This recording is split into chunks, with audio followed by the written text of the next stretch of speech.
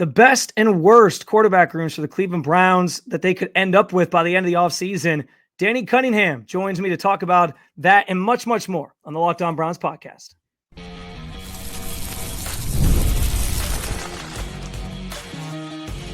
You are Locked On Browns, your daily Cleveland Browns podcast.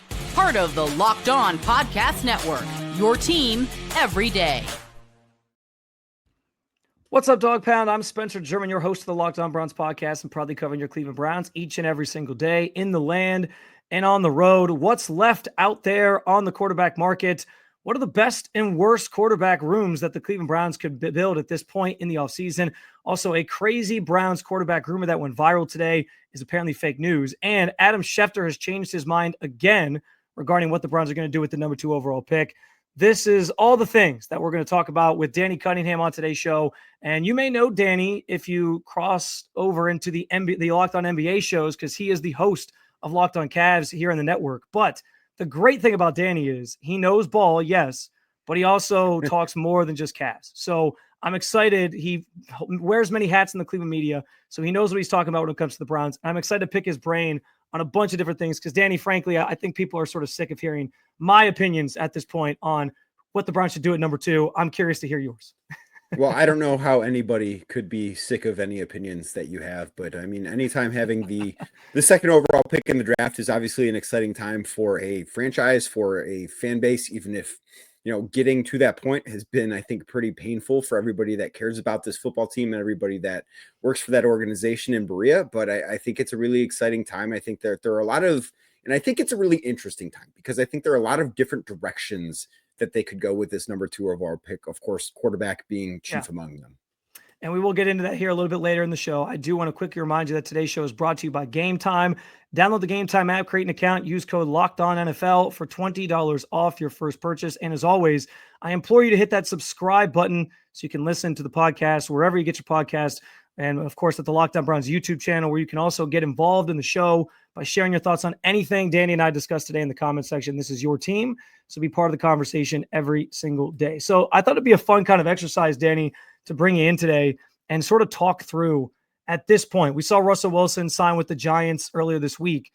What are the best and worst quarterback rooms that we can kind of come up with in your mind, in my mind, in terms of how they build this thing out for the rest of the offseason? I'll let you go first with what you are sort of envisioning as the best case scenario for a Browns quarterback room.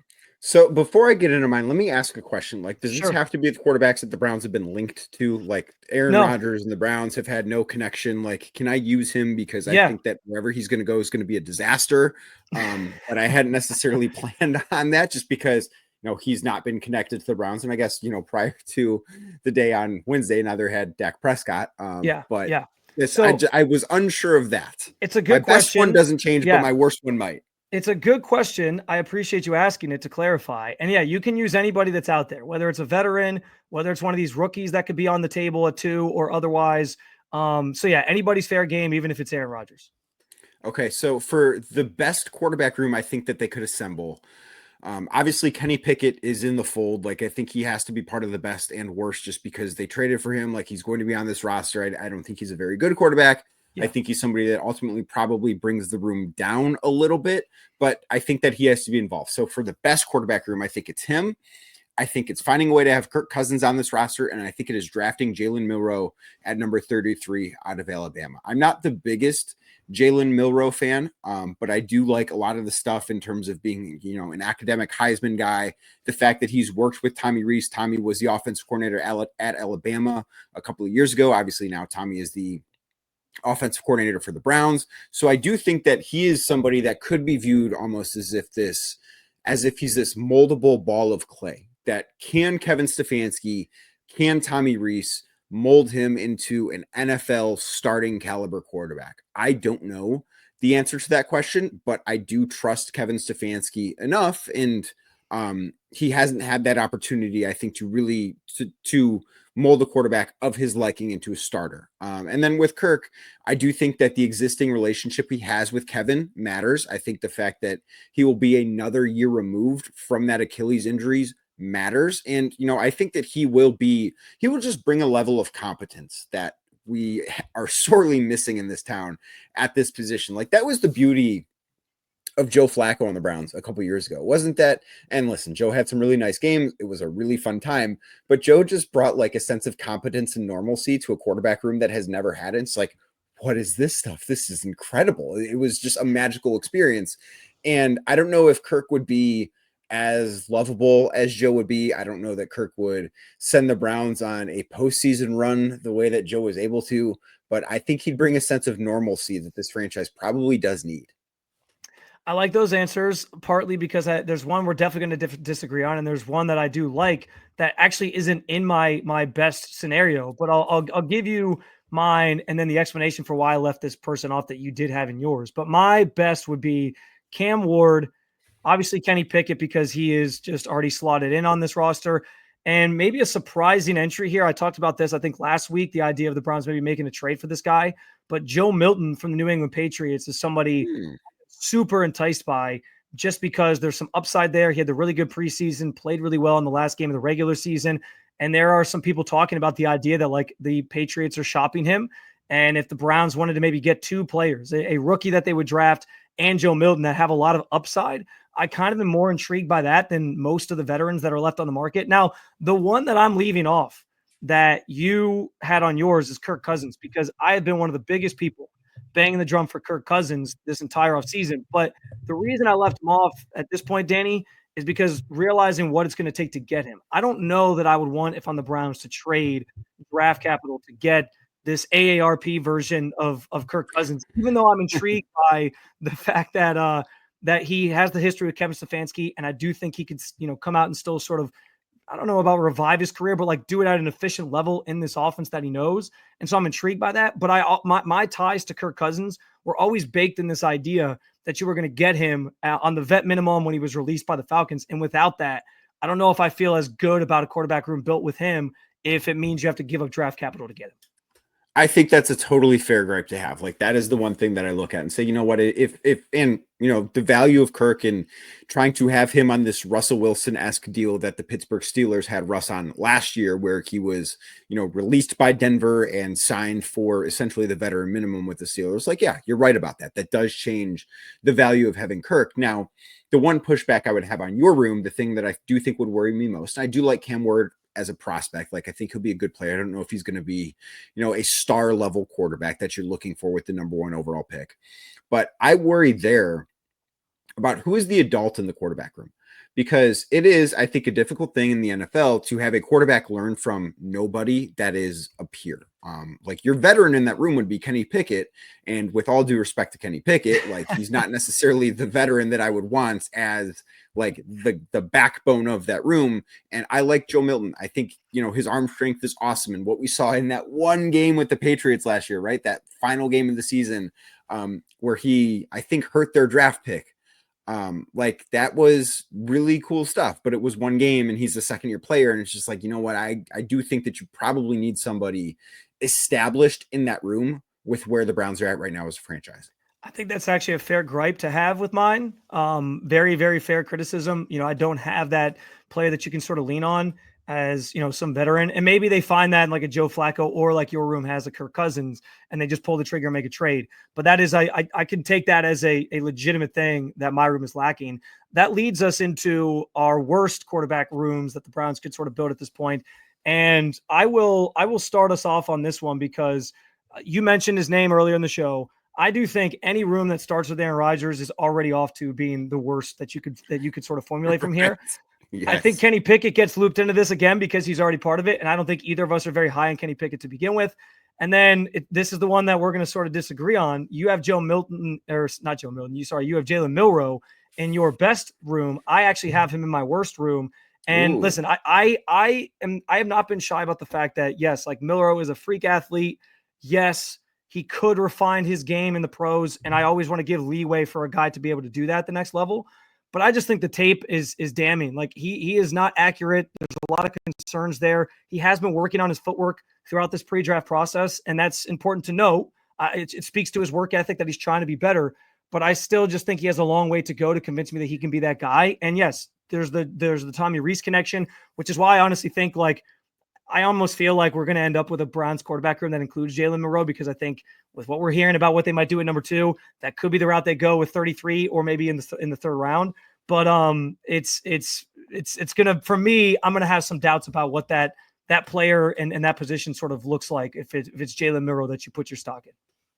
Yeah, I think that's very fair. I think that the Milroe thing is, betting that Stefanski and Tommy Rees, who obviously, as you mentioned, as I mentioned, has a relationship with Milroe. I think that having him in that room is betting that they're going to be able to get the most out of that guy. And, that might be a risky bet. That's why it's not a bet I'd be willing to make if I'm the number 2 overall pick, but making that at the number 33 overall pick, or maybe trading up from 33 to like 32 or 31 so that you can get that 5th-year option on a quarterback contract, on a rookie contract. Like, I do think that is not something we should be sleeping on, because isn't that what the Baltimore Ravens did with Lamar Jackson when they traded back into the first round at the very end of it, so they would have that additional year on that rookie contract? Like, I think that's something worth thinking about. At number 2, I'm a firm no, but at 33, I can be talked into it. What is your worst case scenario for the Browns quarterback room to get us so out of here? My worst quarterback room, and I'm not going to use Aaron Rodgers because I think I cooked up a stinkier one. And like, there is there's the chance that like Aaron Rodgers is actually still good, because he is like he is at his peak, he was one of the best quarterbacks we've ever seen. Yeah. And there's a chance, it's not a big chance, but there's a chance that magically returns. I would bet against it, but there's a chance that happens. There's no chance that Carson Wentz would be good. And the Browns have reportedly had interest in him at various points throughout this offseason. And with him still being available, and somebody that they could, now that Russell Wilson is a member of the New York Giants, circle back on. And I think that would be a disaster. So your 2 veteran quarterbacks could be Carson Wentz and Kenny Pickett. And that is not a recipe for success. And then if that were the case, they are going to draft a quarterback. But in this world of my stinky quarterback room, we're going to say that Jackson Dart is off the board. We're going to say that Jalen Milroe is off the board. We're going to say that they don't like Tyler Shough or Will Howard. So I'm going to give you the pick to fill out this room, but it's going to be Carson Wentz, Kenny Pickett, and any 3 of Quinn Ewers, Dylan Gabriel, and Kyle McCord, because that is a maybe not the most likely scenario, but there's a non-zero chance that's the quarterback room for the Browns, and that would be a disaster. Kyle McCord comes back to Ohio. How about that? There actually has been some the stories write themselves. There's been some Kyle McCord sympathizers of late. So I like where your head was at with Aaron Rodgers. I just think, this team cannot afford to bring in another, I can't even imagine. Circus. Yeah, circus exactly. Is the word you're looking for. With everything that surrounds Deshaun Watson, and he's still on this roster, even if he's going to be behind the scenes mostly this season, other than I guess posting workout videos in Browns gear. They can't possibly bring in like another volatile quarterback. So what is your best and worst case Browns quarterback room? We'll see what you have to say in the comments section here at the Locked On Browns podcast. We step aside momentarily, but there have been plenty of Browns quarterback happenings on Wednesday that Danny and I are going to get into. We'll talk about it coming up next on the Locked On Browns podcast.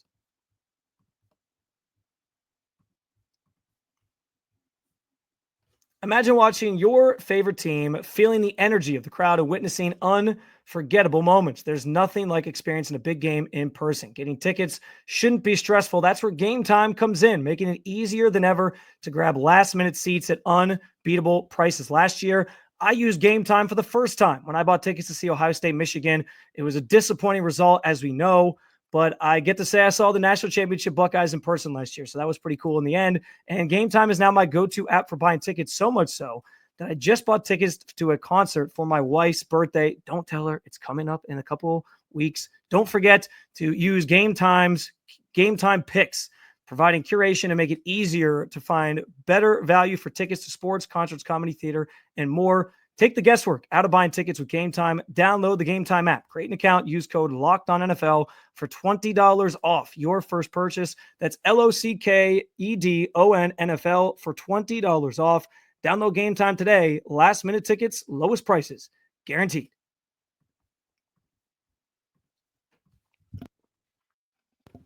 All right, back out of here with Danny Cunningham, who is the host of Locked On Cavs. But if anybody who knows Danny knows, he is a Cleveland sports media savant, and he goes beyond just Savant. basketball. Wow, I would that is classify nice you of as a you. savant. So Wow. you know what You're you're the talking only about. one. Listen, you coach football, so I know you know your I stuff when it do. comes to football. I So do.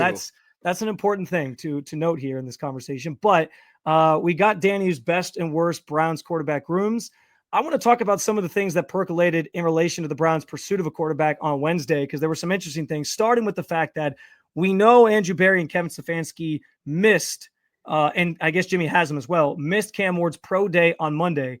I didn't read into that too much. I think at this point in the process, like these teams kind of know what they need to know about these guys, but they did hold a private workout with him down in Miami on Wednesday morning that sort of consisted of all three of the Browns' power figures, Haslam, Berry, and Stefanski, all being present and sort of getting a chance to see him one last time. Now, people have talked about what this means, like why Cam Ward would even let this happen if the Titans are going to for sure take him. And I'm intrigued by the idea, Danny, that Adam Schefter put out a couple days ago, that the Titans are at least still listening to offers for the number one pick, even if that price has now kind of gone up because they like Cam Ward. So I know we talked a little bit about Cam Ward in the first segment, but are as much as your thoughts on Cam Ward as a whole, I think comes into play here. But is that something that you think the Browns should be looking to do if the pick is available and maybe move up to get somebody like Cam Ward?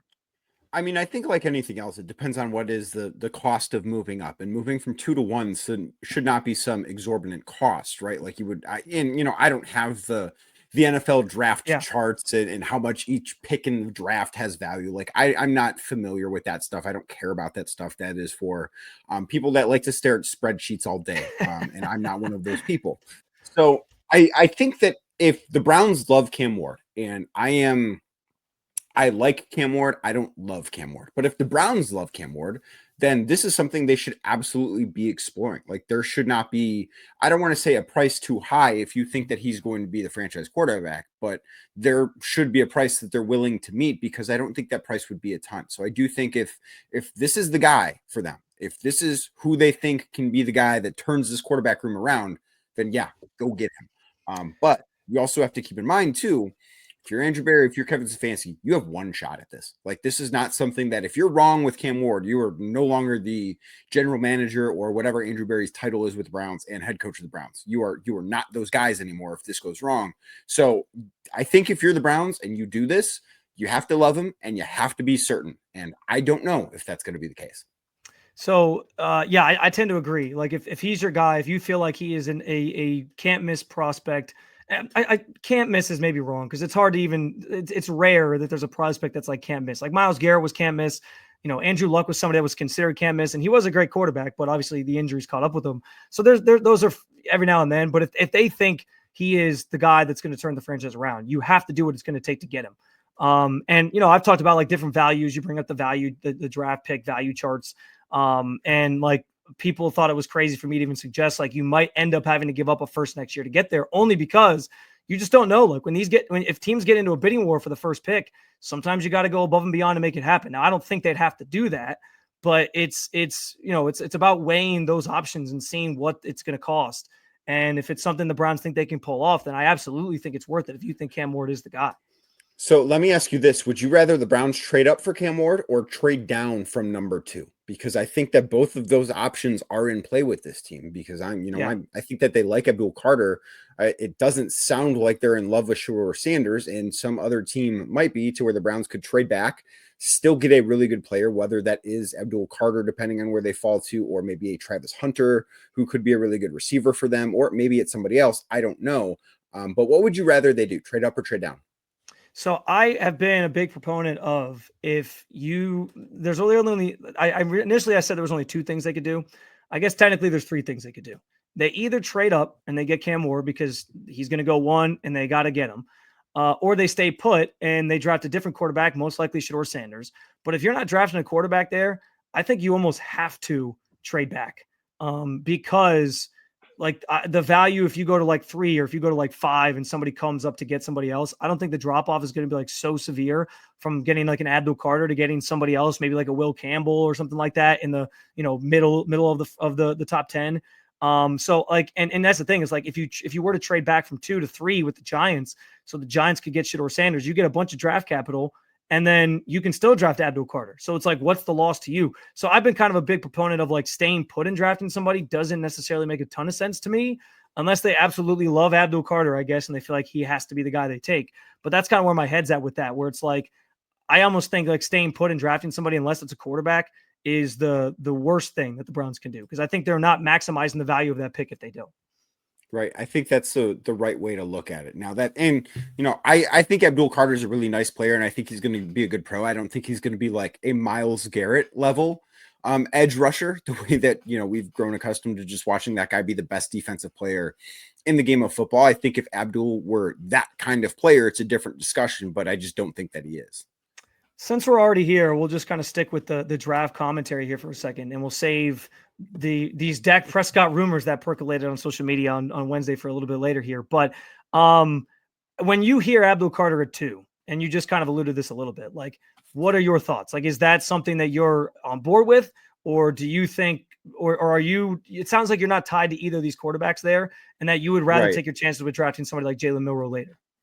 Right. I do think that I feel maybe not similarly. Like, I like Cam Ward more than I like Shedeur Sanders. I don't know that either of them are franchise quarterbacks, and I have worries about Cam Ward. I have worries about Shedeur. Like, I don't know that his arm is strong enough. I think he holds onto the football too long. And yes, he played behind a bad offensive line in Colorado, but I just don't know that those are the things that get better when you go to the NFL. If you take Abdul Carter at 2, I think you then probably pigeonhole yourself into taking a quarterback at 33, or needing to trade potentially, depending on how the rest of the first round goes, back into the first round to take a quarterback. Because I don't think, if you're the Browns, I don't think that you can get to the end of the second round, and maybe it's even past pick 40, and not have taken a quarterback. Like, I just think that position is so vital to what they need to do. If they don't draft a quarterback at 2, it feels like they have to take one at 33, or find a way to take one before 33, whether that's Milroe, or maybe they love Will Howard. I don't know if he's somebody that you would need to take at 33, or Jackson Dart, or Tyler Shuck. Like, maybe it's one of those guys, but I find it hard to imagine that they get to pick 40 and they haven't taken a quarterback yet. Yeah, and so this all kind of stems from Adam Schefter on Wednesday changing his mind yet again when it comes to what the Browns are going to do at number 2. He says that he is the exact quote was, the way this is shaking out to me, it looks like Abdul Carter is tracking to be a Cleveland Brown. He did add that he reserves the right to change his mind, which is what he said throughout this entire process. But to me, Danny, like, this kind of confirms like nobody really knows anything that the Browns are trying to do right now, I don't think, because Schefter's changed his mind like 3 times. Other people have kind of changed their mind a bunch of times. There's people saying that like Shedeur Sanders is going to be great, but then they have the Browns deciding to pass on him and let the Giants get him at 3. Like, it's just, the whole conversation has been kind of weird, and I don't necessarily agree with all that. What I think is interesting, I talked about this a little bit earlier in the week, is anybody who's in the Abdul Carter crowd, like, you have to take him. Like, taking Carter and taking a QB that potentially is a bust ultimately ends in like a similar result. No, like, everybody gets fired, new regime comes in, wants to start over, trades away assets for players, and then the Browns have to go through a rebuild anyway. So my point on this is kind of, even if you draft a quarterback at 2 and he doesn't turn out, it's not as hard as it used to be to pivot out of finding another quarterback 1 year later. The Cardinals have done this. The 49ers obviously did this. So, like, what's the worst that happens? Like, you stink again, and then everybody gets fired, and then you're right back in position to draft a quarterback again next year. I just think the upside of taking that position there, if you really like one of these guys, makes way more sense to me than Abdul Carter. Right. And I just think it's all about how much do the Browns like Cam Ward. And I think that at this point, it's probably fair to say, from some of the reporting that we've heard, the fact that they had a private workout with him in Miami, that they like Cam a lot more than they like Sanders. And that's probably why we're hearing more smoke with Abdul Carter. But I also think it's just worth mentioning, at this point in the calendar, where as we record this, it is around 9:00 on March 26th. Like, there's still a long way to go before we actually get to the NFL draft. And we're going to hear a lot of things before the NFL draft arrives on whatever day in April. I don't remember the exact date that Thursday in April is.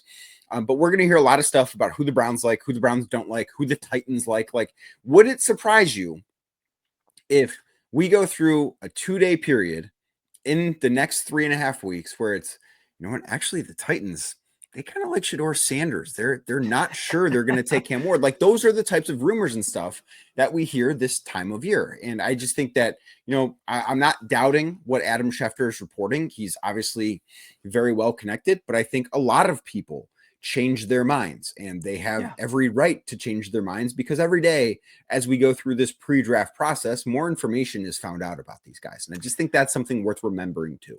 What's funny is we are at a time of year where all this stuff is just kind of coming out. There's going to be like, I'm sort of fatigued, Danny, in the sense of we just keep talking in circles about all these guys, and I'm kind of ready for the draft right now. And it's crazy to think that we still have nearly a month until it actually gets here.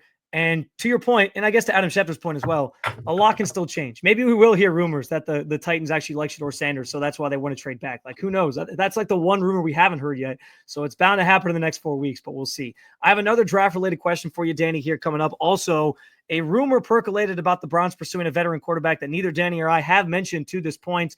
We'll talk about if it was possible, if you'd want him, coming up next on the Locked On Browns podcast.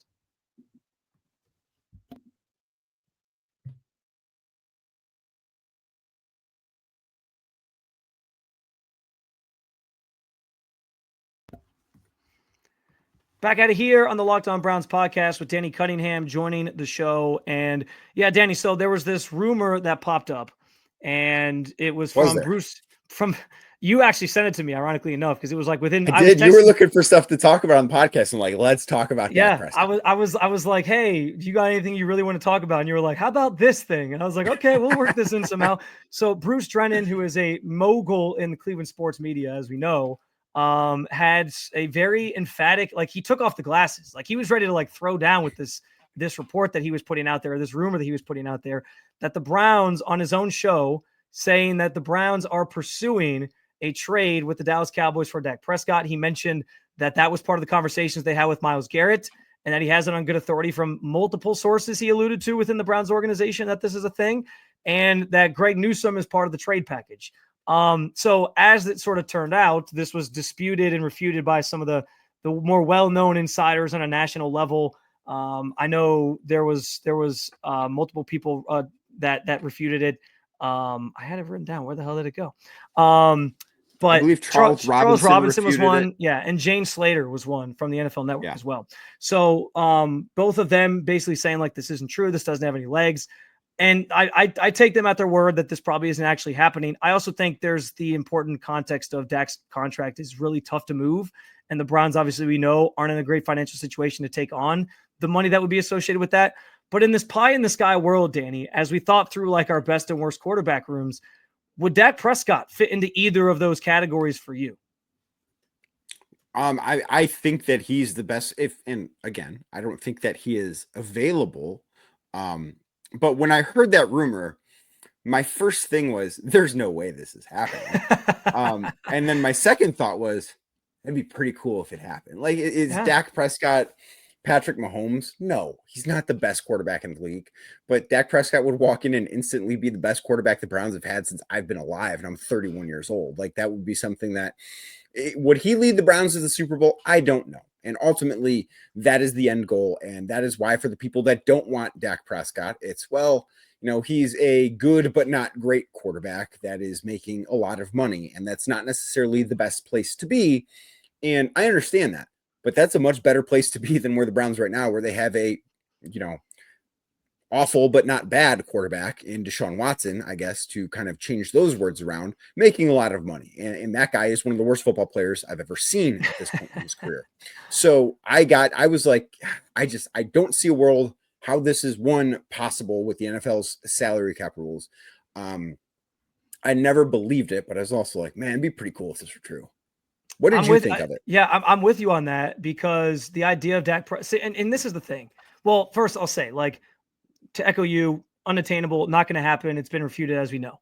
But that was an option that like popped up for me where I was like, oh, like if that was something that could happen, who wouldn't want that? Like, who wouldn't want to sign up for Dak Prescott, who is at least like a fringe top 10 quarterback when he's playing at his best? I mean, he's been in the MVP conversation at several points throughout his career. Like, he can play at a high enough level that you can, have an effective offense. And I find the conversation around the quarterbacks so fascinating, Danny, because there are people who are like adamant you got to take one of two, and that these guys are it's just where you're at, right? Like it's your biggest need, most important position. You got to take a quarterback. So just pull the trigger at 2. And I get where those people are coming from to an extent. I also understand though, like you don't want to reach if you don't think either of these guys are going to be that good. You can't just take one to take one. There's some understanding of that too in the NFL and the way that these teams go about business. So I understand both those perspectives. But like whether it's the rookies, whether it's the veterans, there's some people who are just writing off like everything. And when this popped up on my feed on social media, it was like everybody seemed to be like not everybody, but there was a lot of people who were like writing off even Dak Prescott to the point where they're like, I don't want this guy either. And I just get confused because I'm like, okay, so what do you want? Is it just like, is a rookie at 2 the only thing that will satisfy you? Because like the Browns are in a situation where like they can't be like beggars can't be choosers, you know, like they only have so many options they can pursue. And if Dak Prescott actually were available, I would feel pretty good about that as a guy leading your quarterback room. But I guess some people disagree. Well, I mean, if Dak were available, he would be the best available. And you would see every team that is in the quarterback market. You know, you talk about Pittsburgh, you talk about the Giants, who obviously at this point they're not, but they were as of 48 hours ago. Every team, I mean, Tennessee, who has the number 1 overall pick, like every single team that needs a quarterback or is, you know, on the fence about their quarterback would be interested in Dak Prescott because he is a really good quarterback. Again, he's not a great quarterback, but he's a really good quarterback, and really good would be good enough for me because truthfully, if Cam Ward hits his ceiling, is he as good as Dak Prescott? If Shedeur Sanders hits his ceiling, is he as good as Dak Prescott? Now, we don't know the answers to those questions, but chances are the answer is going to be no. And and people always love the unknown. And we see this, to relate this to my podcast, we see this with the NBA draft, I think more than anything, where it's so much about, oh man, if you could get a lottery pick, like what could you get? And like having the 14th pick in the NBA and in the NBA draft and NFL draft are very different in terms of how much talent is in them and how many like league ready players there are. But it's like, man, if just we could get like the 12th pick, it's like, okay, well, more often than not, the 12th pick is a guy that's not good enough to play in the NBA. So like something that you have, like knowing what something is and what's the cliche, like the devil you know is much better than the devil you don't. Like that's kind of how I view this too. I think that's a good way to put it. And I'll for my regular listeners, I will put it to you like this. I did a quarterback big board where I went through like with all the quarterbacks that could be available, veterans, rookies, whatever. And I ranked like who I want most. Matt Stafford was at the top of that list for me when he was rumored to be sort of seeking other options.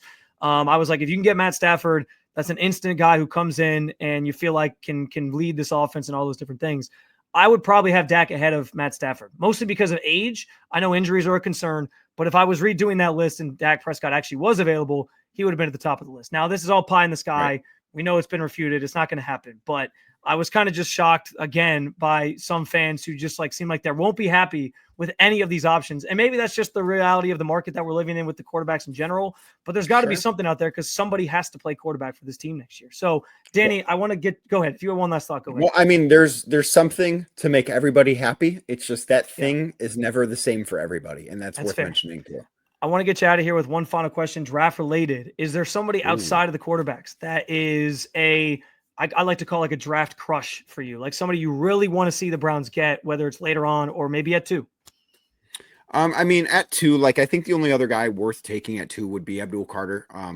Like I like Travis Hunter. I think he's a freak, but I also don't know what he's great at. Like part of the reason why he was so special in college is that he was really good at that level at everything. I don't know that he's the best receiver in this class. I don't know that he's the best corner in this class. Like I just don't think that what he did in college is necessarily going to translate all the way to the NFL. I think that this is a team that pretty badly, I think it's fair to say, needs a running back. I like both kids from Ohio State. I think Travion Henderson's good. I think Quinshon Judkins is good. You know, as you get further down the board, and Ashton Genty's not somebody I would imagine they're going to have interest in just because he's going to be a first-round pick, and they're not in the position where they should even be thinking about taking a running back in the first round. The other spot I look is the safety position, to where they just, for whatever reason, and we saw them release Juan Thornhill, I don't know how many days ago it was, but they can't get that spot right. Like it feels like the last guy who was good at safety for even a season in Cleveland was Demarius Randall so many years ago. Like they have just struggled year after year. John Johnson didn't work out. Juan Thornhill didn't work out. Like it's just, they can't figure it out. I look at somebody like Xavier Watts. If he's available at 33, and I think he will be, that could be somebody, or maybe if the Browns want to trade back from 33, gather a few more assets and pick around 40, I think Xavier Watts could be there coming out of Notre Dame. I think he's going to be a really, really good safety. I think he has some of the best football instincts of anybody in this draft, regardless of position. And I just think that he could be a really good fit with this team. I'm smiling because I just knew you were going to go Notre Dame. I knew it. I knew it was coming. Of course. Oh, man, Danny, appreciate you stopping by, man, to do this. I look forward to hopefully doing this with you again down the line. I always enjoy the fact that we get a chance to kind of cross over with each other. Just let everybody know real quick where they can find you. So you can find me every day the same way that you are making Spencer your first listen with Locked On Browns every day. You should be making, if you are a Clevelander, you should be making Locked On Cavs your next listen today and every day. You can find us anywhere you get your podcast, Apple, Spotify, anywhere else. Also on YouTube, just search Locked On Cavs. Also, if you're looking for stuff written about the Cavs every day, I've got a Substack called The Inside Shot. Google that or find it on my social media platforms, Twitter, Blue Sky, everywhere else, but you can find it there if you search hard enough. I like the way you put it. Me first, my show first, then Danny. That's the way. Well, we're already here. We're at the end of it. And, maybe they have listened to Locked On Cavs and they heard what Spencer Davies and I had to say about the potential playoff matchups the Cavs could have in the first round, because that is a team that does go to the playoffs. So maybe they already listened to that and they're like, I already listened. I don't need to hear the last minute of this podcast. I know what you said today. It's well said by Danny. Very political the way he went about this. We appreciate you stopping by. Make sure you hit that subscribe button to both Locked On Browns and Locked On Cavs so you can make one of us your first listen every single day. Otherwise, Cleveland, thanks for hanging out, and we will talk to you again real soon. Peace.